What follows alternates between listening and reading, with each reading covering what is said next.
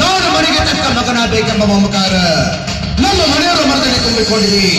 ಆದರೆ ನನ್ನ ಮನದಲ್ಲಿ ತುಂಬಿಕೊಂಡಿರುವುದು ನಿತ್ಯ 10 ಮನೆಯ ಮುರಿಯುವ ಬುದ್ಧಿ. ನಮ್ಮ ಮನೆಯವರಿಗೆ ಬೇಕು ನ್ಯಾಯ, ನೀತಿ, ಧರ್ಮ. ನಿತ್ಯ ನನಗೆ ಬೇಕು ಹೆಣ್ಣು, ಹೆಂಡ, ಕಂಡ. ಇವರು ಮನಸ್ಕೊಂಡ್ರೆ ಮಾತ್ರ ಮಹಾಂತೇಶ, ಮುನಿಸ್ಕೊಂಡ್ರೆ ಮಿಡಿ ನಾಗರ. ದೇವರ ಲೀಲೆ ಎಷ್ಟೊಂದು ವಿಚಿತ್ರವಾಗಿದೆಯಲ್ಲ.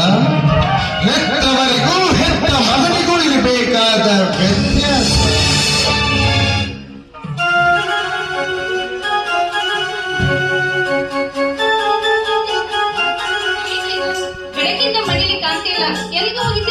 ಮನೇಲಿ ಕುಳಿತು ಬೇಜಾರಾಗ್ತೈತಮ್ಮ.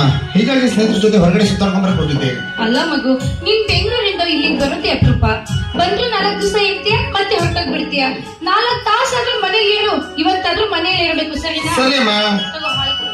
ಇದೇನಮ್ಮ ಚಿಕ್ಕ ಮಕ್ಕಳಿಗೆ ಕೊಡೋದ್ರ ಹಾಲು ಕೊಡ್ತಾ ಇದೆಯಲ್ಲ. ನಾನು ಇನ್ನೂ ಚಿಕ್ಕ ಮಗು ಅಂತ ತಿಳ್ಕೊಂಡಿದ್ದೀಯ. ನಾನು ಬೆಳೆದಿದ್ದೀನಿ, ಬೆಳೆದು ದೊಡ್ಡವನಾಗಿದ್ದೀನಮ್ಮ. ಆಹಾ. ನೀನ್ ಎಷ್ಟೇ ಬೆಳೆದು ದೊಡ್ಡವನಾದ್ರೂ, ದೊಡ್ಡ ಸ್ಥಾನದಲ್ಲಿದ್ರು ಈ ಹೆತ್ತವರ ಕಣ್ಣಿಗೆ ನೀನಿನ್ನು ಚಿಕ್ಕ ಮಗುನೇ ಕಣೋ. ನೀನ್ ನನ್ ಕಣ್ ಮುಂದೆ ಇದ್ದಾಗೆಲ್ಲ ಹಾಲು ಕುಡಿದು ಚೆನ್ನಾಗಿರ್ಬೇಕನ್ನೋದು ಈ ಹೆತ್ತವರ ಆಸೆ. ಆಯ್ತಮ್ಮ, ಈಗ ಹೆತ್ತ ತಾಯಿ ಮನಸ್ಸೋಸಿದ್ಕೆ ಈ ಕ್ಷಮೆ ಕೇಳ್ತಾ ಇದೀನಿ. ಇನ್ನು ಮುಂದೆ ನಾನು ಹೊರಗಡೆ ಹೋಗ್ಬೇಕಾದ್ರೆ ನಿನ್ನ ಕೈಯಿಂದ ಹಾಲು ಕುಡ್ಕೊಂಡು ಹೊರಗಡೆ ಹೋಗ್ತೇನೆ, ಆಯ್ತಾ? ಅಮ್ಮ, ನಿನ್ನೆ ರಾತ್ರಿ ಸ್ವಲ್ಪ ತಡವಾಗಿ ಬಂದೆ. ಅಪ್ಪಾಜಿ ಏನಾದ್ರೂ ತಪ್ಪಾಗಿ ತಿಳ್ಕೊಂಡ್ರ? ನಿನ್ನೆ ರಾತ್ರಿ ನಿನ್ ಮನೆಗ್ ಬಂದಾಗ ನಿಮ್ಮಪ್ಪ ಮನೆಯಲ್ಲಿ ಇರ್ಲಿಲ್ಲ. ನೀನು ಕುಡಿದು ಅಲ್ಗಾಡ್ತಾ ಬರೋದನ್ನ ನಾನೇ ಕಂಡೆ. ನಿನ್ನ ಕೈ ಹಿಡಿದು ಕರ್ಕೊಂಡು ಹೋಗಿ ನಿನ್ ಕೋಣೆಗೆ ಮಲಗಿಸಿದೆ. ನನ್ನೊಂದಿಗೆ ಮಾತನಾಡುವ ಸ್ಥಿತಿಯಲ್ಲಿ ನೀನು ಇರಲಿಲ್ಲ. ನಿನ್ನ ಘನತೆಯ ಅರಿವು ನಿನಗೆ ಉಳಿದಿರಲಿಲ್ಲ. ಈ ನಿನ್ನ ಕೆಟ್ಟ ಚಟ ನಿನ್ನ ತಂದೆಯ ಕಣ್ಣಿಗೆ ಕಾಣಿರಲ್ಲ, ಅದು ನಮ್ಮ ಪುಣ್ಯ ಅಂತ ಅನ್ಕೋಬೇಕು. ಹೌದಪ್ಪ, 10 ಜನ ಮೆಚ್ಕೊಳ್ಳುವಂತ ಕೆಲಸ ಮಾಡ್ಬೇಕೆ ವಿನಃ ಇಂಥ ಹೀನ ಕೆಲಸಕ್ಕೆ ಯಾವತ್ತೂ ಕೈ ಹಾಕ್ಬಾರ್ದು. ಇಂಥ ಚಿಕ್ಕ ವಯಸ್ಸಲ್ಲಿ ಕುಡಿಯೋದು, ಸೇದೋದು, ಜೂಜಾಡೋದು ಮಾಡಿದ್ರೆ ನಿನ್ನ ಬದುಕು ಅಧಪತನಕ್ಕಿರೋದಷ್ಟೇ ಅಲ್ಲ, ನಿನಗೆ ದುರಂತ ತಪ್ಪಿದ್ದಲ್ಲ ಮಹಾಂತೇಶ. ಅಮ್ಮ, ಈ ಕಲಿಯುಗದಲ್ಲಿ ಕುಡಿಯೋದು ತಪ್ಪು ಅಂತ ಹೇಳ್ತಾ ಇದೀಯ ಅಲ್ಲಮ್ಮ. ಕೊಲೆ, ಕಳ್ಳತನ, ಅತ್ಯಾಚಾರ ಮಾಡಿದ್ರೆ ಇವೆಲ್ಲ ತಪ್ಪು ಅಲ್ಲಮ್ಮ. ದುಡ್ಡಿದ್ದು ದೊಡ್ಡವ್ರು ನಾವು, ಎಂಥದ್ರಲ್ಲಿ ಕುಡಿಯೋದೇನು ತಪ್ಪಿಲ್ಲಮ್ಮ. ಹಾಗಂತ ನೀನ್ ತಿಳ್ಕೊಂಡಿದೀಯ, ನಾವು ತಿಳ್ಕೊಬೇಕಲ್ಲ. ಸಂಸ್ಕೃತಿ ಸಂಪ್ರದಾಯ ಸ್ಥಳ ಮನೆತನ ಇದು. ಈ ಮನೆಯಲ್ಲಿ ಯಾವತ್ತೂ ತಪ್ಪಿಗೆ ಆಸ್ಪದವಿಲ್ಲ. ತಪ್ಪು ಮಾಡಿದವರು ಯಾರೇ ಈ ಜಾಗದಲ್ಲಿ ನಿಂತು ಕೂಡ ಅಂಥವರಿಗೆ ಇದು ಶಿಕ್ಷೆ ತಪ್ಪಿದ್ದಲ್ಲ. ಅಂತಹ ಮನೆತನದಲ್ಲಿ ಹುಟ್ಟಿದ ನೀನು ಕೂಡ ಯಾವ ತಪ್ಪು ಮಾಡಕೂಡ್ದು.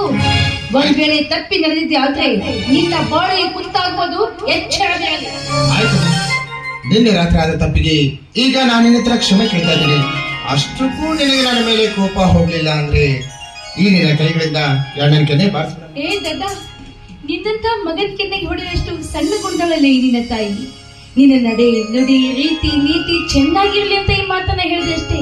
ಯಾಕಂದ್ರೆ ನೀನು 100 ತಪ್ಪನ್ನ ಮಾಡ್ಕೊಂಡು ಬಂದ್ರು ಕ್ಷಮಿಸುವ ಮನೋಭಾವ ಈ ಹೆತ್ತ ಕಾರಣಲಿದೆ. ಆದ್ರೆ ನಿನ್ನ ತಂದೆ ಅಂಥವರಲ್ಲ. ದುಷ್ಟರನ್ನ ಕಂಡ್ರೆ ಕೆಂಡ ಕಾಡ್ತಾರೆ, ಕಳ್ಳರನ್ನ ಕಂಡ್ರೆ ಅವರ ಕೈ ಕಾಲನ್ನ ಕತ್ತರಿಸಿ ಹಾಕ್ತಾರೆ, ಕೊಲೆಗಡಕೆಗಳನ್ನ ಕಂಡ್ರೆ ಅವರ ಹುಂಡವನ್ನೇ ಚಕ್ಕಾಡಿ ಬಿಡ್ತಾರೆ. ಅಷ್ಟೊಂದು ನಿಷ್ಠೆಯಿಂದ ನಡೆಯುವರು ನಿನ್ನ ತಂದೆ. ಅಂಥವರ ಮಗನಾದ ನೀನು ಕೂಡ ಅಷ್ಟೇ ನಿಷ್ಠೆಯಿಂದ ನಡಿಬೇಕು ಮಹಾಂತೇಶ. ಆಯ್ತಮ್ಮ, ನಿನ್ ಮಾತು ಯಾವ್ದಾದ್ರು ಮೀರ್ ನಡೆದಿನ ನೀ ಹೇಗೆ ಹೇಳ್ತಾ ಹಾಗೆ ಹೇಳ್ತೀನಿ, ಆಯ್ತಾ? ಅಮ್ಮ, ನಾನು ಅರ್ಜೆಂಟ್ ಆಗಿ ಬೆಂಗಳೂರು ಹೋಗ್ಬೇಕಾಗಿ. ಇವತ್ತೇ ಹೋಗ್ತೀಯಾ? ಇವತ್ತೇ ಹೋಗ್ಬೇಕು. 4 ದಿವಸ ಇರ್ತೀನಿ. ಅಲ್ಲಮ್ಮ, ಎಕ್ಸಾಮ್ ಟೈಮ್ ಅಮ್ಮ. ಅದಕ್ಕೆ ಅದಕ್ಕೆ ಅಪ್ಪಾಜಿಗೆ ಹೇಳಿ ಒಂದು ಸರ್ಪ್ರೈಸ್ ಕೊಡ್ತೀಯಾ? ನಂಗೆ ಗೊತ್ತಾಯ್ತು ಕಣೋ, ನೀನ್ ಯಾವಾಗ ಇಷ್ಟೊಂದು ನುಲಿತಾ ಇದ್ದೀಯಾ, ನಿನ್ಗೆ ಹಣ ಬೇಕು ಅಂತ. 50 ಅಲ್ಲ, 1 ಲಕ್ಷ ಬೇಕಾದ್ರೆ ತೆಗೆದುಕೊಳ್ಳೋದು. ನೀನು ಒಳ್ಳೆ ವಿದ್ಯಾವಂತ, ಬುದ್ಧಿವಂತ ಆಗ್ಬೇಕು. ನಿಮ್ಮ ಅಪ್ಪ ಬರ್ತಾ ಇದ್ದಾರೆ, ನಾನು ಕೇಳ್ತೀನಿ.